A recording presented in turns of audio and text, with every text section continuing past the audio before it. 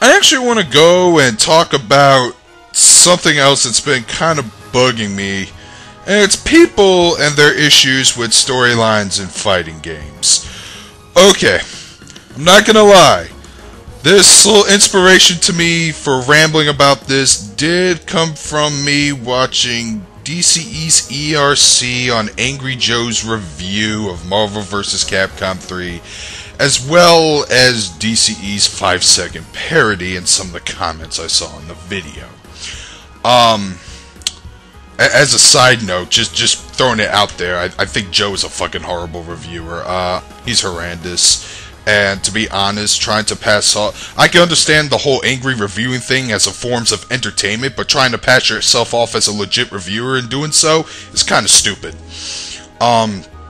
There's nothing wrong with getting pissed off at a video game, but you gotta still keep it as constructive as possible, and you gotta have really good legit points, and Joe fails to do that.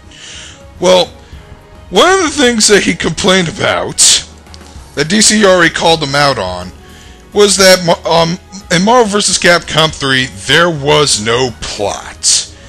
And I'm not surprised that there wasn't, because usually in most Capcom fighting games, even they still do this to this day with Super Street Fighter and whatnot, you know, they would have a match, you would select the character, you would get a brief introduction, whether text or some kind of cinematic, and then you play through the arcade mode, you might get a rival match, and then you get to the final boss, ending cutscene, Bob's your uncle, ending credits roll, rinse, lather, repeat for the 20 or so characters. Here in Marvel vs. Capcom 3, and I'm pretty sure everyone knows this when they play the game, you just pick 3 characters, you go through arcade mode, you fight Galactus, whoever delivers the final blow to Galactus, you will get the ending for that particular character and not the other 2 members. So you still have to play the game like 36 to 38 times, depending if you got the DLC characters or not, to see everyone's ending. And to me, the endings of Marvel vs. Capcom 3 are a mixed bag. There were some that were good, there were some that were pretty bad, and then there were others that were just flat out hilarious, like She-Hulk's and Deadpool's. But apparently there wasn't enough storyline in between, and a lot of people seem to have an issue with it.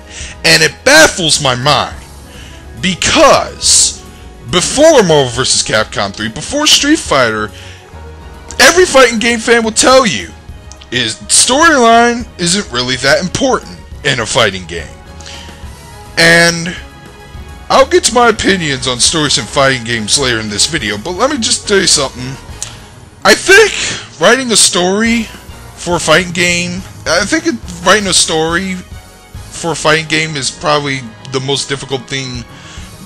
It's the most difficult thing, it's the most difficult genre to tell a story. It's usually fighting games. But time to time, there have been some that, you know, did a decent job. The most 2 notable ones are Guilty Gear and BlazBlue. They would have their own story modes, and they would actually have branched, open-ended story modes depending on how you play the game. In fact, I think Killer Instinct 2, I'm not sure about the first one, but I know the second one, aka Killer Instinct Gold, I know that had alternate endings depending on how you defeated each of the opponents. But most fighting games nowadays, they would actually show some mini cinematics like Tekken. You know, every time you beat the final boss, you would get an ending cinematic or whatever, and it will be like no longer than 90 seconds long. It would probably be a hell of a lot shorter, but I know each Tekken ending I've seen wasn't really what I call 30 minutes or 10 minutes or even 5 minutes. It's definitely in the seconds. And well, my point is that I don't care how my story is told in a fighting game. I'm not saying that I'm not jumping on the bandwagon that the storyline isn't important in fighting games, because I do. Depending on how the story's written for each character, I do like some stories in some fighting games. I mean, you gotta give them a reason to fight in a tournament or whatever. Take, for example, in Mortal Kombat 1. Scorpion entered the Mortal Kombat tournament in hopes to find Sub-Zero and kill him because he accuses him of murdering his family and clan. Sub-Zero entered the tournament so he could assassinate Shang Tsung. But I don't care how they tell the story in the video game. They could just do it the old classic they've been doing in the 90s. It's just, you know, play through a character and get an ending cutscene and that's it.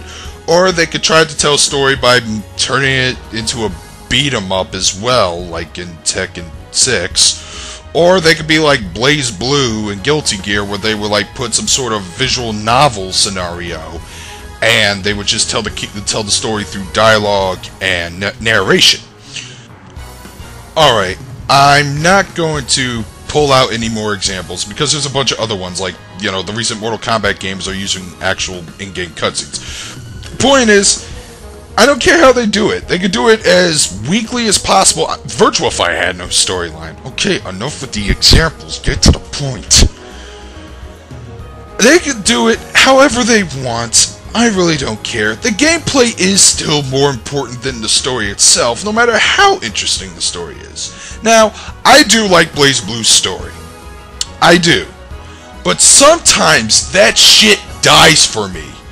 Because you would actually spend more time looking at two cutout characters talking to each other and spend less time playing the game itself, because in between matches there's like one round matches, and it will take a long ass time to get to a fight. There's even options in the game that make you avoid fights altogether, and I ask the question, why?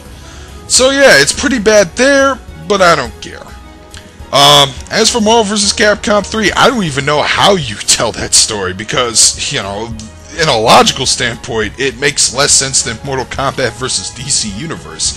At least with MK vs. DCU, they tried to explain why Sub-Zero and Scorpion are able to beat up Superman and Batman, and why Quan Chi wasn't a playable character in the game, or stuff like that.